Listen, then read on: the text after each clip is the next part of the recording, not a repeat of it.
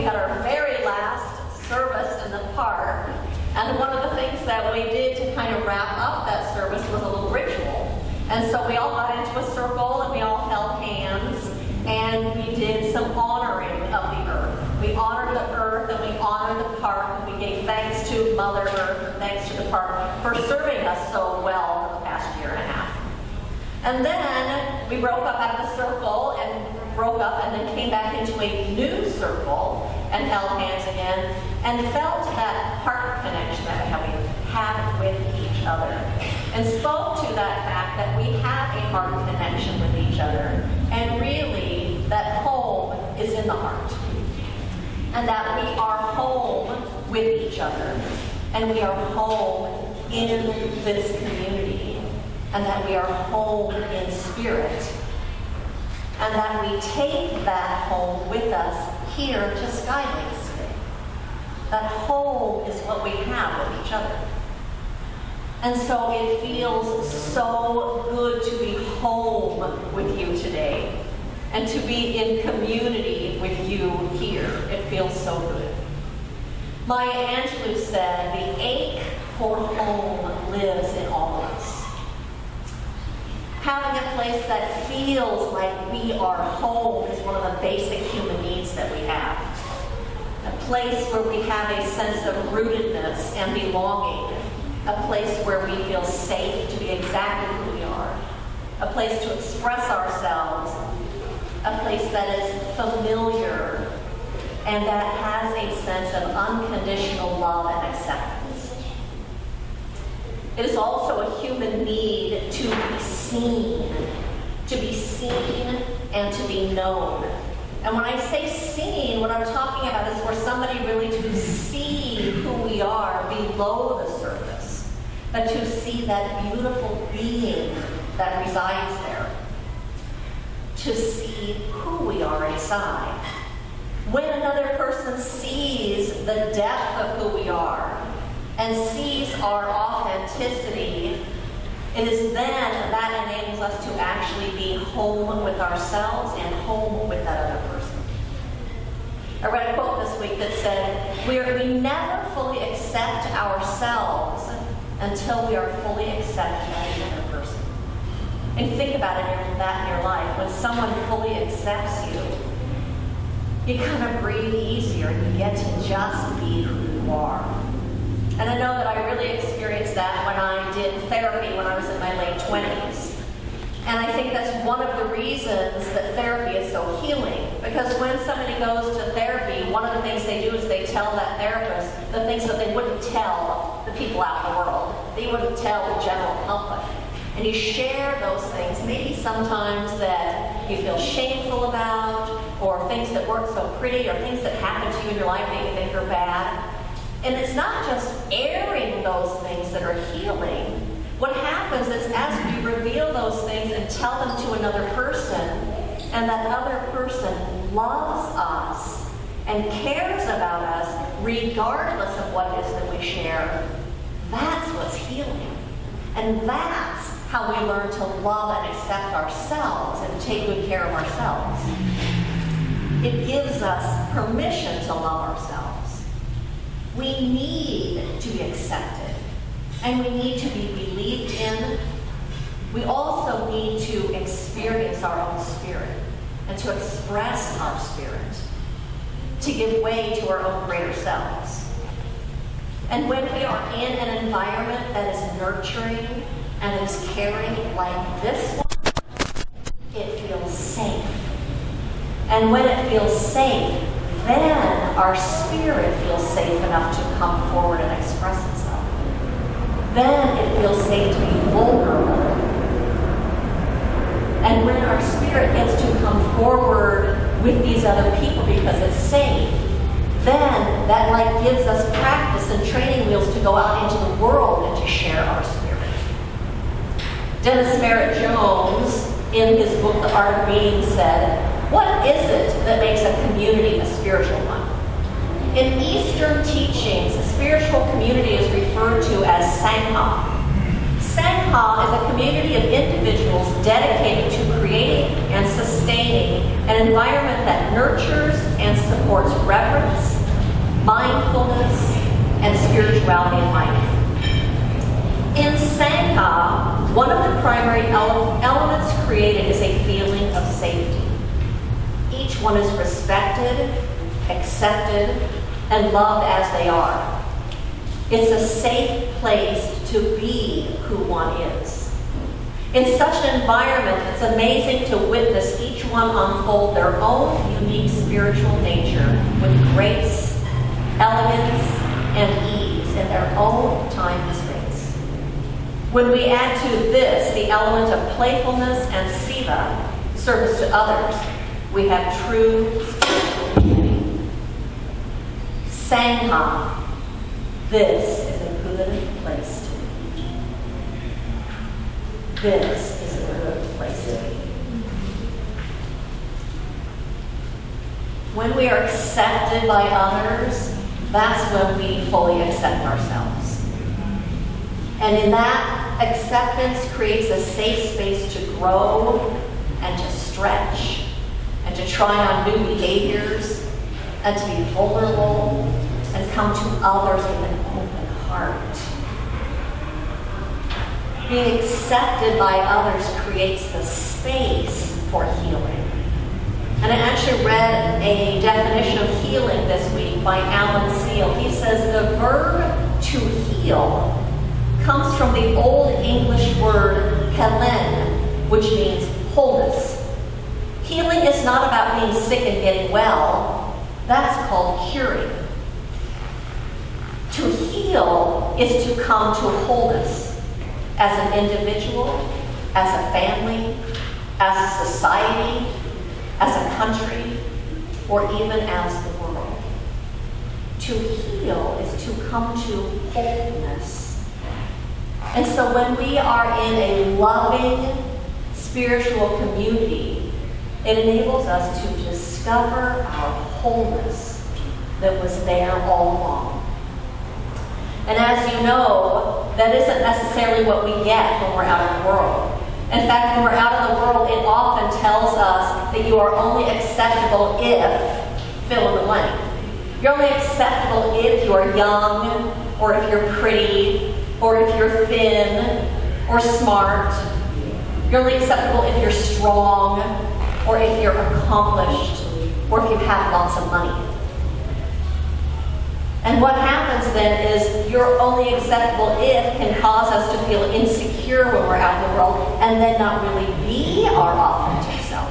We put up little walls, we put up a facade of what we think the world wants us to be instead of coming to the world as who we really are.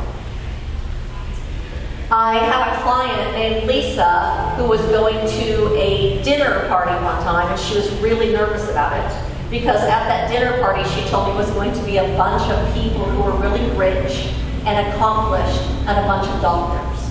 And she was feeling really insecure and really nervous about going. And I told her, you know what, at that party, there is no one there any better than you. No one is any better than anyone else. And I told her, all you need to go do is show up and be your authentic self, because her authentic self is delightful. Is all you need to do is to go and shine your light. But you know what? In order to be your authentic self, in order to shine your light, you have to have discovered it. You have to have found that wholeness that is your own essence in order to bring that to the world. If you haven't discovered it, you don't have it to give to the world. Brene Brown said, because the yearning to feel at home is so primal, we often try to acquire it by fitting in and seeking approval, which are not only hollow substitutes for belonging, but often barriers to it. Because true belonging only happens when we present our authentic self to the world. Our sense of belonging can never be greater than our level of self-acceptance. In its ideal, home is the place where we can be our authentic, imperfect selves and know we are seen, loved and accepted just the way we are. Home gives us a sense of rootedness, a feeling of familiarity, safety, and belonging. The stability established by that safety and belonging creates a launching pad that allows us to spread our wings and take flight. We feel free to venture out and be our authentic selves, knowing that home is always a safe place to land. While being young and pretty and smart and wealthy, all of those things are lovely to experience, but none of those are who you are. None of those things enable you to experience or to express your own spirit. None of those things enable you to discover your own wholeness or to be comfortable shining your own light. And so the title of my talk today is Roots and Wings. And I'm talking about how being in spiritual community allows us to set down deep roots into our own spiritual nature. And it allows us to grow wings and take flight so that we take that spiritual nature out into the world and share our spirit with the world. Spiritual community allows us to discover who we are because it nurtures our spirit. And being in spiritual community gives us a place to come home to when our world gets rocky and when we feel like we've lost our bearings, so that we can find our bearings again, and we can find our center again, and we can be home in our own spirit again.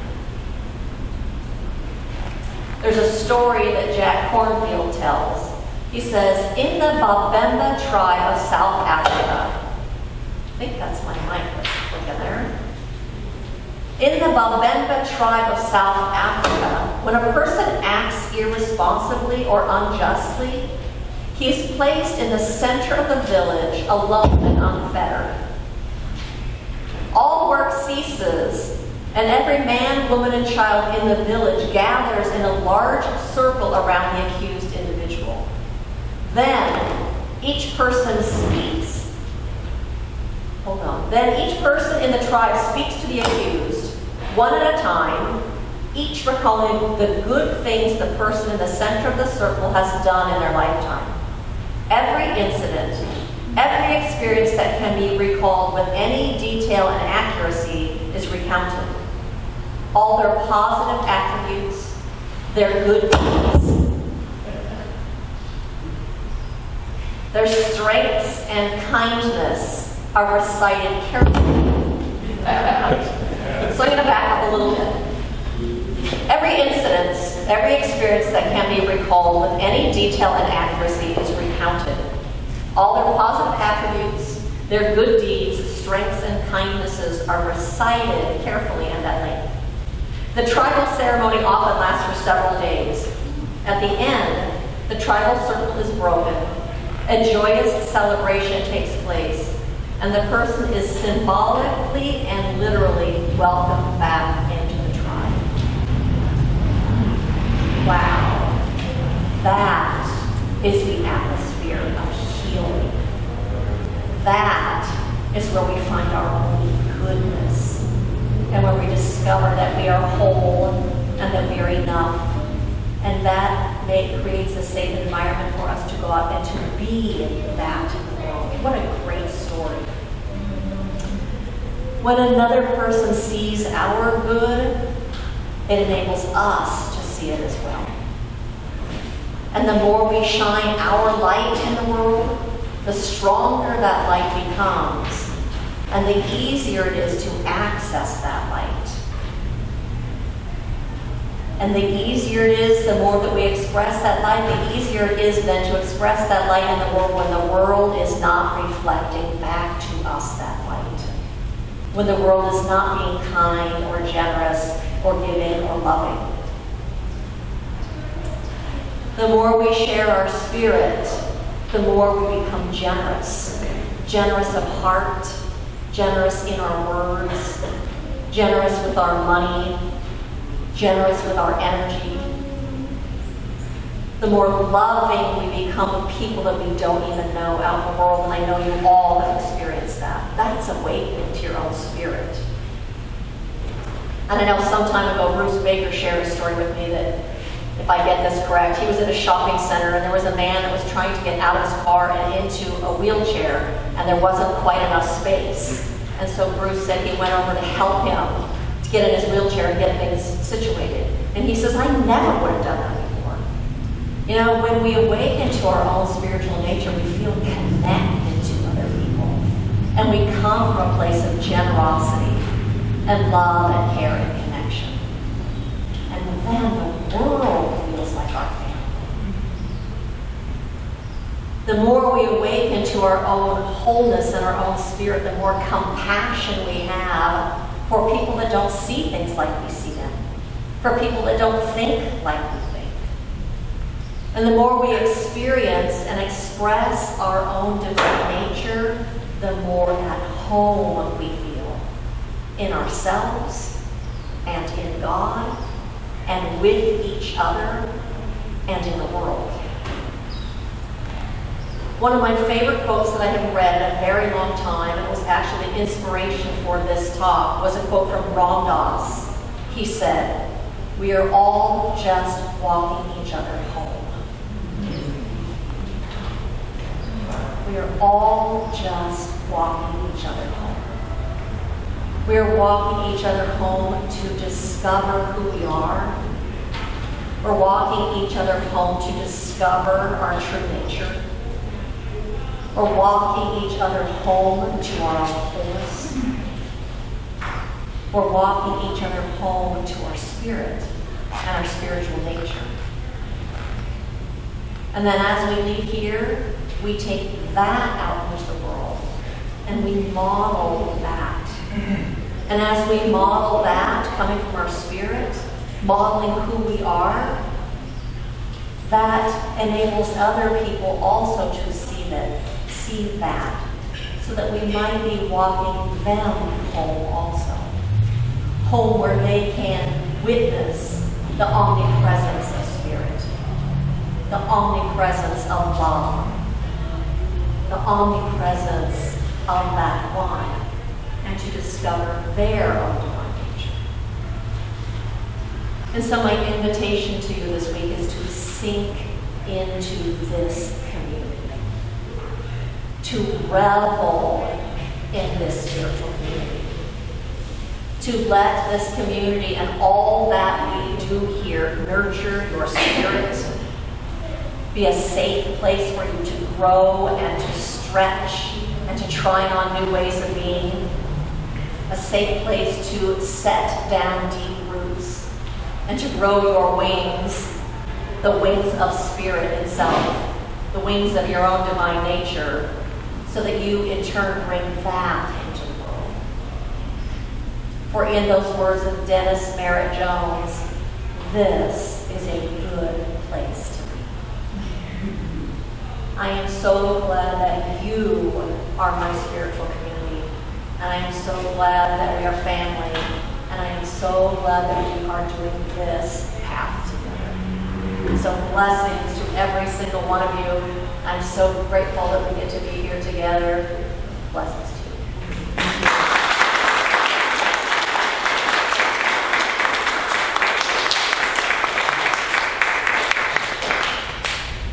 And so I invite you to join me in an affirmative prayer.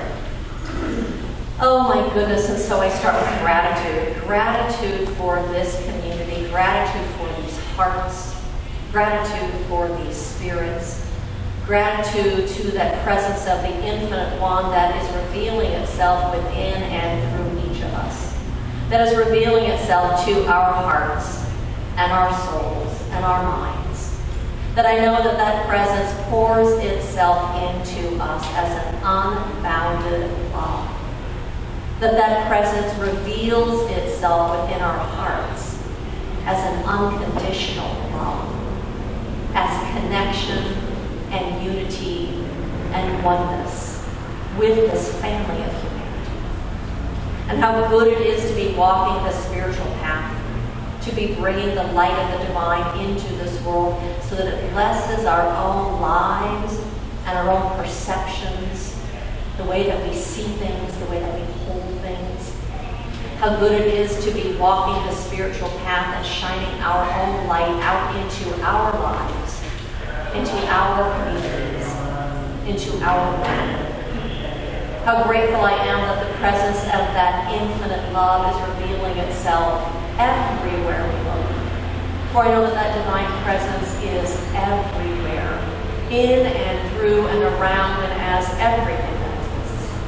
And so today we revel in spirit, everywhere present, in the trees and in the flowers, in the smiles and the hugs and the hearts of each other, as the person standing on the street corner.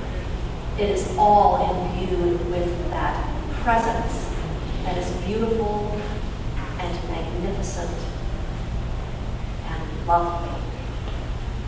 And so it is with a heart filled with gratitude for this and so much more, and the blessings of this community, that I release this word into the creative law of the universe, knowing that it is unfolding itself now.